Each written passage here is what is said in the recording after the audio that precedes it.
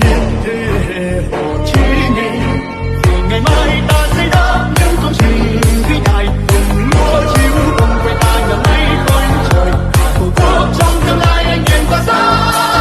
là công sức ta xây nên đất trời tổ quốc thêm xanh tươi và lòng mong ước của các cụ.